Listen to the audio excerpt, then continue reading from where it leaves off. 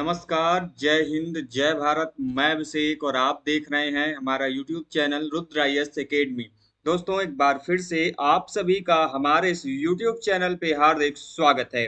दोस्तों, आज के इस सेशन में, आज के इस वीडियो में हम आपसे बात करेंगे archaeology UGC net assistant professor CUET या फिर दोस्तों अदर जितने भी वेरियस आपके एंट्रेंस एग्जाम या फिर कॉम्पिटेटिव एग्जाम्स दोस्तों, उनमें आर्कियोलॉजी से पूछे जाने वाले दोस्तों महत्वपूर्ण क्वेश्चन सीरीज की। जी हाँ दोस्तों, आज से हम दोस्तों आर्कियोलॉजी से संबंधित जितने भी इंपॉर्टेंट एमसीक्यूज दोस्तों आपके एग्जाम्स में पूछे जाते हैं या फिर इनके पूछे जाने की पूरी संभावना है, उन्हीं की चर्चा दोस्तों हम आज से एक सीरीज के माध्यम से, जिसमें दोस्तों आपको डेली 10 ऐसे प्रश्न दोस्तों जो आपके एग्जाम के लिए बेहद महत्वपूर्ण है, उनकी चर्चा और उसकी जो डिस्कशन है हम वीडियोस के माध्यम से आपके साथ लगातार करते रहेंगे। यदि दोस्तों आप भी archaeology UGC net assistant professor CUET या फिर दोस्तों कोई भी ऐसा कॉम्पिटेटिव एग्जाम जिसमें कि आर्कियोलॉजी से क्वेश्चंस पूछे जाते हैं दोस्तों, तो चैनल पर बने रहें दोस्तों। और चैनल एकमात्र ऐसा चैनल दोस्तों जो कि आपको आर्कियोलॉजी से संबंधित सभी प्रकार की इंफॉर्मेशन, गाइडलाइंस, आपको live batches, classes, e notes material, PDF, mock test, सभी प्रकार की दोस्तों जो सुविधाएं वो प्रोवाइड कराता है हमारा चैनल। दोस्तों चैनल पर बने रहे, आपको सभी प्रकार की इंफॉर्मेशन समय समय पर मिलती रहेंगी। इसलिए दोस्तों चैनल को सब्सक्राइब करें, साथ ही बेल आइकन को प्रेस कर लें, जिससे दोस्तों आर्कियोलॉजी से संबंधित किसी भी प्रकार की जो अपडेट है वो आपसे छूटने न पाए। चलते दोस्तों बिना कुछ समय गवाए अपने प्रश्नों की तरफ। सबसे पहला प्रश्न दोस्तों आप देख पा रहे होंगे कि digging of canal by Nanda king is mentioned in, मतलब कि दोस्तों नंद राजा के द्वारा नहर के खोदे जाने का जो प्रमाण है, जो उल्लेख है, यह कहां से प्राप्त होता है। अब देखिए दोस्तों, आपको यहाँ पर 4 इंस्क्रिप्शंस के 4 अभिलेखों के जो नाम है यहाँ पर दिए गए हैं। पहला नाम दिया गया दोस्तों Junagadh inscription of Rudradaman first का नाम यहाँ पर दिया गया दोस्तों। वहीं पर दूसरा नाम दिया गया है एहोल इंस्क्रिप्शन ऑफ पुलकेशिन द्वितीय। तीसरा नाम दिया गया है Hathigumpha inscriptions of Kharavela and fourth name इस दिया गया यहाँ पे ग्वालियर इंस्क्रिप्शन ऑफ मिहिर भोज। अब इंपॉर्टेंट यहां पर यह है दोस्तों, जब भी आप इस आंसर को देखें तो सिंपल सा इसका आंसर जो मैं बता दूं आपको दोस्तों कि सबसे इसका जो सही आंसर होगा वो सही आंसर होगा ऑप्शन नंबर सी, अर्थात दोस्तों जो आपका हाथी गुम्फा इंस्क्रिप्शन दोस्तों खारवेल का, इसमें नंद शासक के द्वारा जो नहर है उसके खोदे जाने का जो प्रमाण है, उसके निर्माण किए जाने का जो प्रमाण है, वह हमको यहाँ से प्राप्त होता है। अब न केवल आपको ये जानकारी होनी आवश्यक है, बल्कि इसके साथ साथ आपको यहाँ पर अन्य जो इंस्क्रिप्शंस दिए हैं उनकी भी जानकारी आपको होनी चाहिए। एज एग्जाम्पल जिसे यहाँ पर दिया है Junagadh inscription of Rudradaman first. अब जूनागढ़ इंस्क्रिप्शन किस लिए फेमस है तो आप सभी जानते हैं। जूनागढ़ इंस्क्रिप्शन में उल्लेख मिलता है हमको सुदर्शन झील के निर्माण का। जी हाँ दोस्तों, सुदर्शन झील दोस्तों जो कि मौर्य काल में जिस झील का निर्माण हुआ था, उसमें दोस्तों इस झील की मरम्मत, निर्माण, उसके जीर्णोद्धार के बारे में संपूर्ण जो जानकारी है हमको सुदर्शन झील में देखने को मिलती है। वहीं पर जो एहोल इंस्क्रिप्शन है दोस्तों, एहोल इंस्क्रिप्शन में जो पुलकेशिन द्वितीय, ये किसका इंस्क्रिप्शन दोस्तों, ये पुलकेशिन सेकेंड का दोस्तों आपका यह क्या है, यह आपका अभिलेख है चालुक्य शासक दोस्तों। इसके बीच और साथ में जो हर्षवर्धन दोस्तों पुष्यभूति वंश का, हर्षवर्धन जो वर्धन वंश का दोस्तों, तो इस हर्षवर्धन और पुलकेशिन द्वितीय के बीच में दोस्तों जो आपका युद्ध हुआ था, उसके बीच की जो जानकारी दोस्तों ये एहोल इंस्क्रिप्शन देता है। और इसी एहोल इंस्क्रिप्शन में दोस्तों 2 बड़े नामों की चर्चा भी मिलती है। एक नाम है जिसमें दोस्तों आपका कालिदास और दूसरा नाम है दोस्तों आपके भारवी। तो भारवी और कालिदास का भी उल्लेख दोस्तों यहाँ पर हमको देखने को मिलता है। और इस अभिलेख की जो रचना है, इसके रचनाकार कह लें, ऑथर का नाम कह लें, तो इसके रचनाकार हैं, ऑथर हैं आपके रवि कीर्ति। कौन है दोस्तों? रवि कीर्ति जो है दोस्तों इस अभिलेख जो है इसके रचनाकार के रूप में जाने जाते हैं। इसके अलावा दोस्तों जैसा कि हमने आपको हाथी गुम्फा अभिलेख की चर्चा की, हाथी गुम्फा अभिलेख दोस्तों one of the most important आपको दोस्तों कहते हैं दोस्तों अभिलेख है, जिसमें बहुत सारे जो प्रमाण दोस्तों यह दिखाई देते हैं। अब दोस्तों इसमें हाथी गुम्फा अभिलेख में ही दोस्तों हमको बहुत सारे जो प्रमाण है ये हमको प्राप्त होते हैं दोस्तों। हाथी गुम्फा अभिलेख एक ऐसा अभिलेख है दोस्तों जो कि हमको भारत के नाम के संदर्भ में बहुत ही महत्वपूर्ण जो प्रमाण दोस्तों यह हमें प्रदान करता है। क्योंकि दोस्तों जो इनका हाथी गुम्फा अभिलेख है दोस्तों, इसमें जो आपके भारतवर्ष दोस्तों शब्द है, इसका उल्लेख सबसे पहली बार यहीं पर देखने को मिलता है। भारत वर्ष जो शब्द है दोस्तों, इसका सबसे प्रथम उल्लेख जो है दोस्तों यहीं पर हमको इस हाथी गुम्फा अभिलेख में दोस्तों सबसे पहली बार जो है उसके देखने को मिलता है। और इसी में जो खारवेल है उसके द्वारा जो रणविजय महल है उसके निर्माण का भी उल्लेख देखने को मिलता है, जो कि अपने आप में काफी ज्यादा महत्वपूर्ण जो है दोस्तों यह अभिलेख है, और हमको बहुत सारे प्रमाण जो है दोस्तों यह देखने को देता है, प्रदान कराता है। इसलिए दोस्तों जब भी आप इन चीजों को देखें तो काफी ज्यादा महत्वपूर्ण दोस्तों, और इन चीजों को आप अपने पॉइंट्स में अपने दिमाग में याद कर लें, क्योंकि लगातार दोस्तों इनसे जो एग्जाम में क्वेश्चंस हैं वह पूछे जाते रहे। उम्मीद करते हैं दोस्तों आपको जो चीजें वो समझ में आ रही होंगी। यदि दोस्तों चीजों से आपको सहायता मिल रही है तो वीडियो को लाइक करें, चैनल पर नए दोस्तों तो चैनल को सब्सक्राइब करें, साथ ही बेल आइकन को प्रेस करें, जिससे दोस्तों आपके पास वीडियोस की लेटेस्ट नोटिफिकेशन सबसे पहले आप तक पहुंचती है। और दोस्तों ये जो खारवेल का हाथी गुम्फा अभिलेख जो हम आप चर्चा कर रहे हैं, इसी अभिलेख में दोस्तों सबसे पहली बार युद्धों में जो जहाजों के प्रयोग की सूचना है, यह भी दोस्तों यहीं पर हमको देखने के इस अभिलेख में देखने को जो है दोस्तों वह प्राप्त होती है। दोस्तों ये अभिलेख कई प्रकार से महत्वपूर्ण है, जैसा कि मैंने आपको बताया, तो इन चीजों को आपको ध्यान में रखना है और ऐसे ही चीजें दोस्तों आपको डिटेल के साथ जो है डिस्कस करते हुए आगे बढ़ना है। आगे चलते दोस्तों अगले प्रश्न की तरफ। अगला प्रश्न दोस्तों आपके सामने है, क्वेश्चन नंबर 2 दोस्तों, कि which of the following stupa was built on the relics of Buddha's famous disciples आप सारिपुत्रा एंड मोगदलाएं। मतलब कि दोस्तों निम्नलिखित में से कौन सा ऐसा स्तूप है दोस्तों जिसमें कि बुद्ध के जो प्रसिद्ध शिष्य दोस्तों सारिपुत्र और मोगदलाएं दोस्तों उनके अवशेषों पर उनके स्तूपों का निर्माण किया गया है। तो आपके सामने दोस्तों ऑप्शन दिए गए हैं, सारनाथ स्तूप का, सांची स्तूप का, भरहुत स्तूप का और दोस्तों अमरावती स्तूप का। दोस्तों सभी स्तूप अपने आप में काफी ज्यादा महत्वपूर्ण दोस्तों। यदि इनमें सबसे प्राचीन स्तूप की मैं चर्चा करूं दोस्तों तो सबसे प्राचीनतम स्तूप है दोस्तों इसमें आपका भरहुत स्तूप दोस्तों इनमें सबसे प्राचीनतम स्तूप के रूप में जाना जाता है। जबकि दोस्तों आप सभी जानते हैं सारनाथ स्तूप में दोस्तों कई सारे स्तूप हैं, आपका धर्मराज का है, धम्मेख है, चौखंडी है, यहाँ पे हमको सारनाथ स्तूप में दिखाई देते हैं।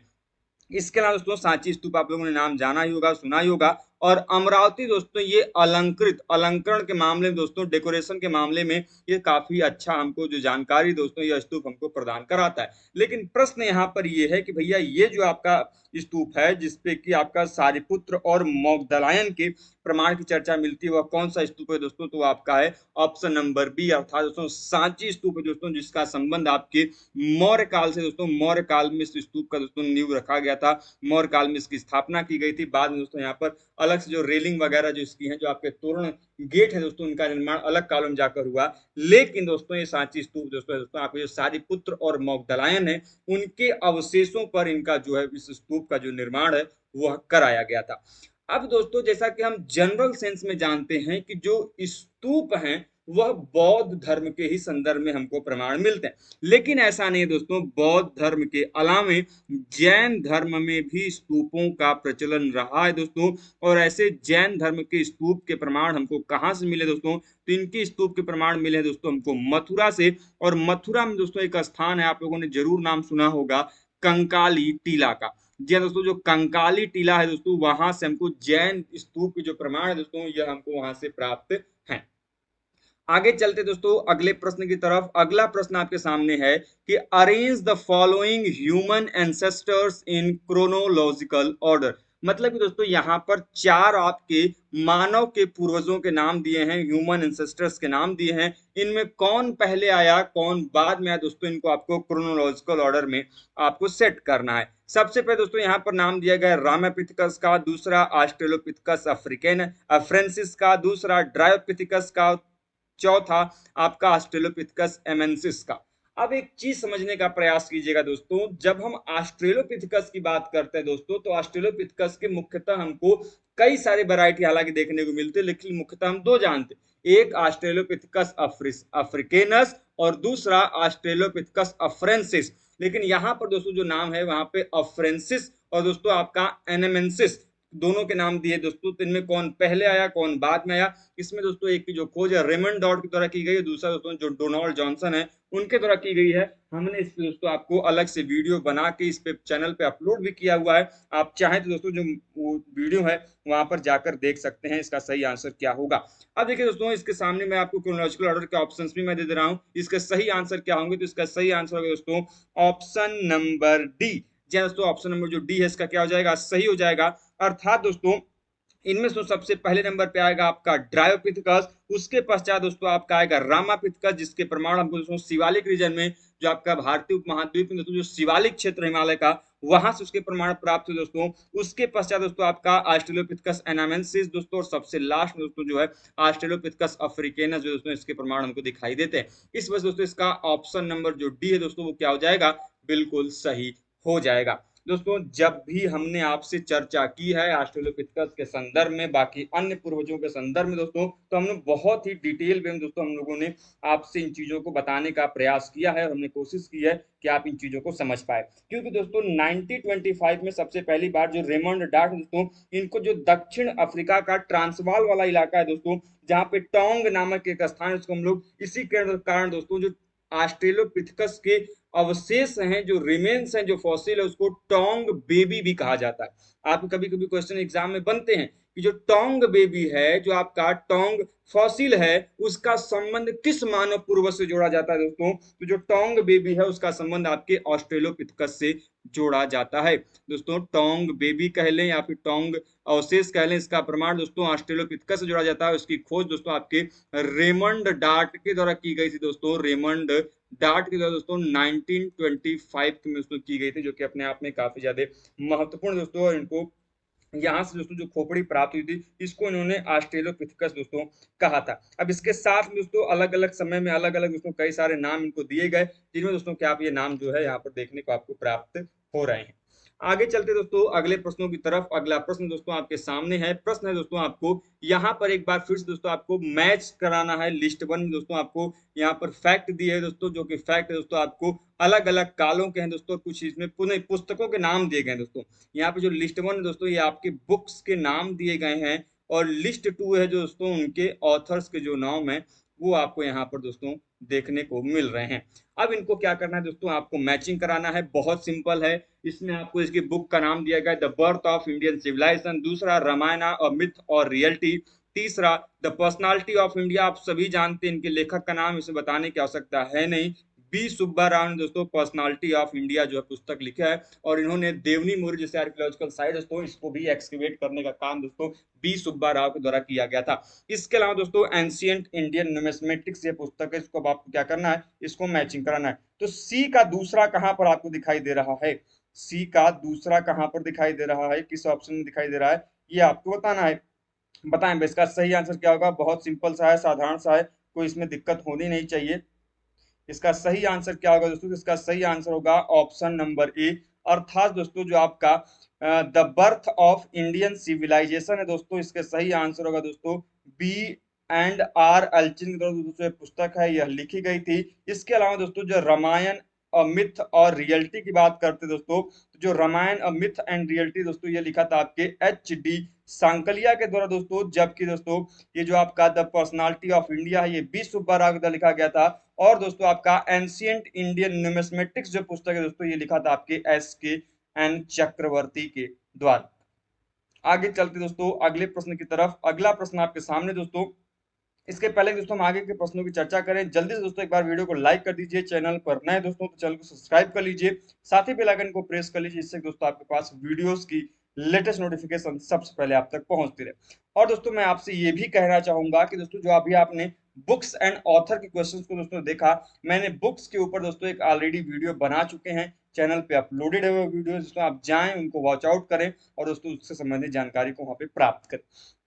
आगे चलते दोस्तों अगला प्रश्न आपके सामने कि which of the following is not a Mesolithic site of Ganga valley.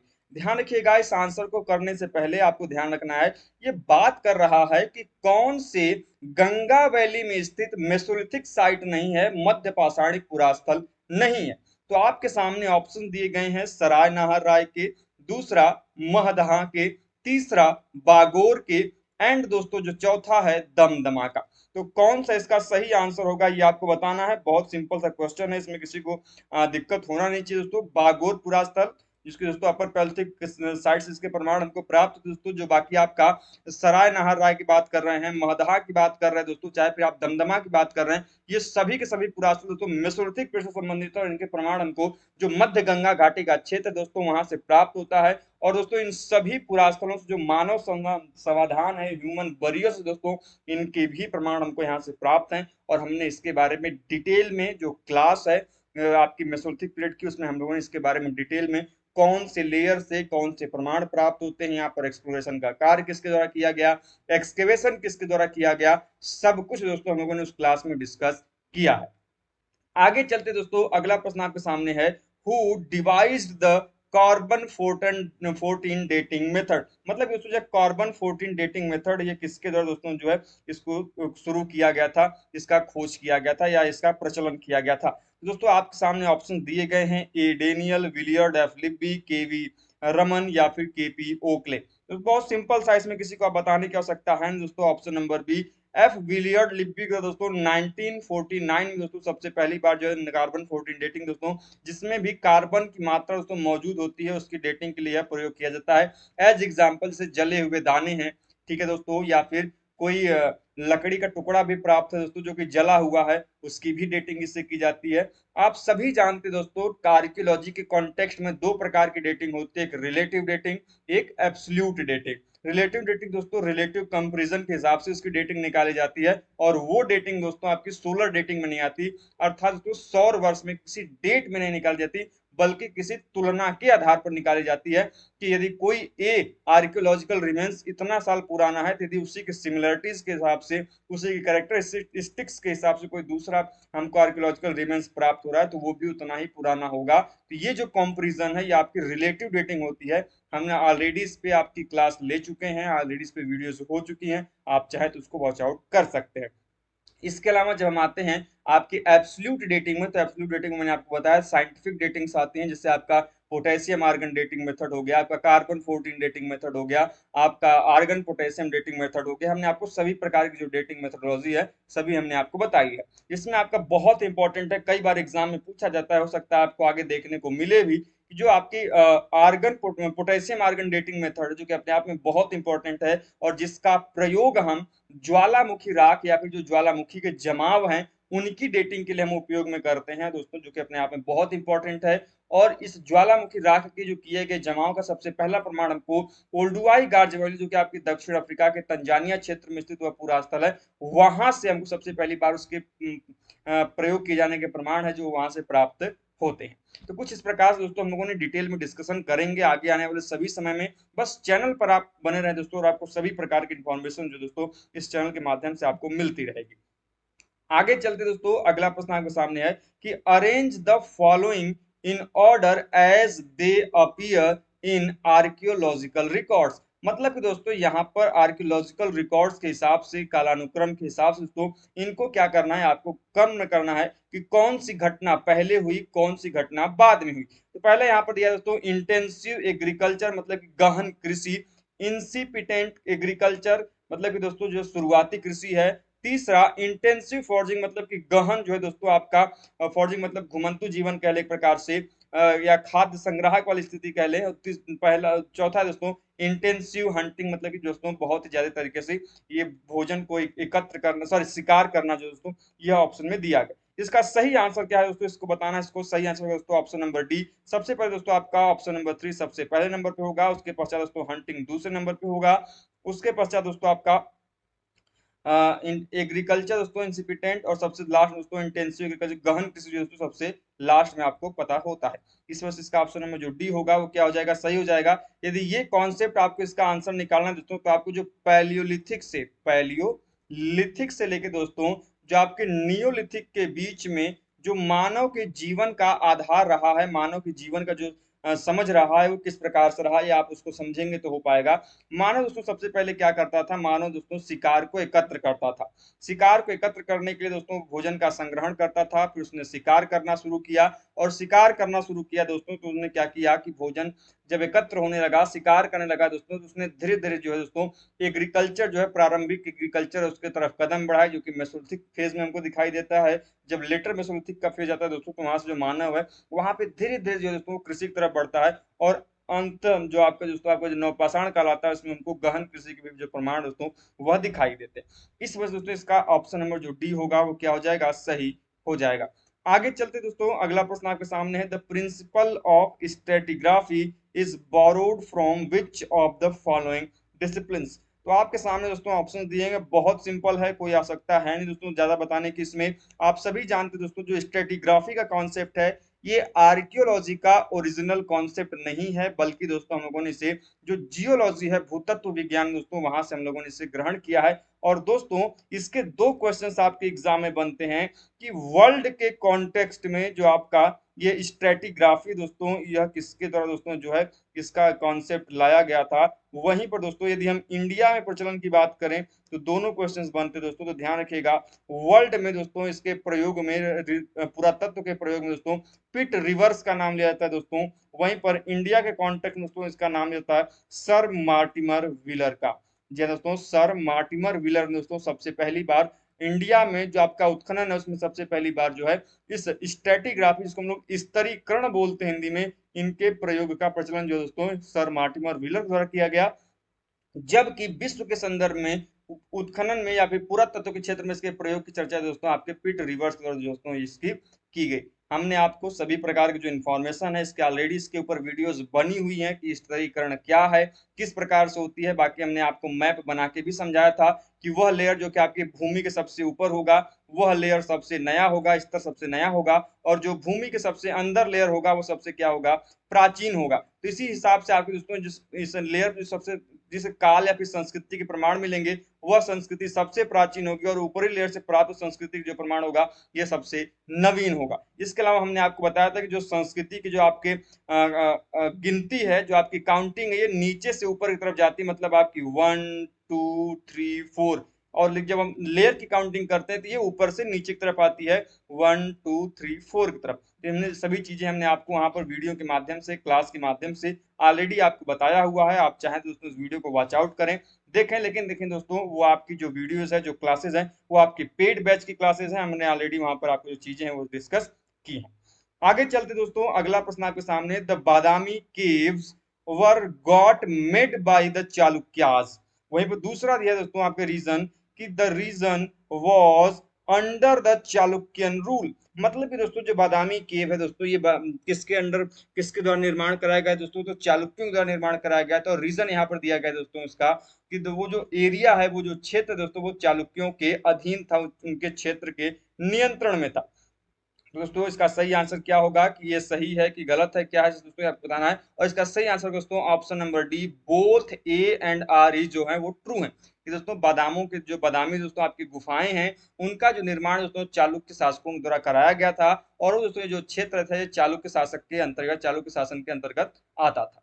अंतिम चलते दोस्तों आज के अंतिम प्रश्न की तरफ। क्वेश्चन नंबर 10 आपके सामने है, middle palaeolithic artefacts have been found in association with Acheulian artefacts at. मतलब कि दोस्तों जो मिडिल पैलियोलिथिक के आर्टिफैक्ट्स हैं, आपकी जो मध्य पूर्व पाषाण काल के जो पुरावशेष हैं, इनके दोस्तों जो प्रमाण है हमको फ्रेश एसुलियन आर्टिफैक्ट्स के साथ, जो एसुलियन पुरावशेष हैं इनके साथ, कहां से इनके जो प्रमाण है साथ साथ हमको प्रमाण देखने को मिले हैं। तो आपके सामने दोस्तों ऑप्शन है सिहावल, पटपरा, ढाबा और खौतेई।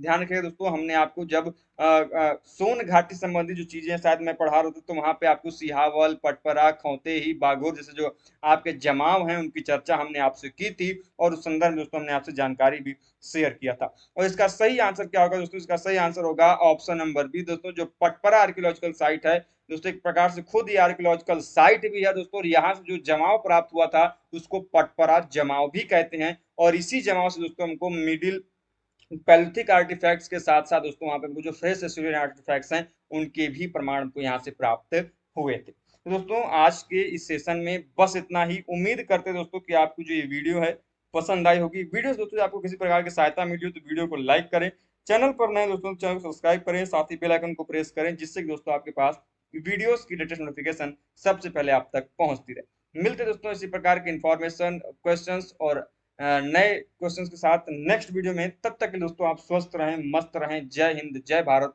हर हर महादेव।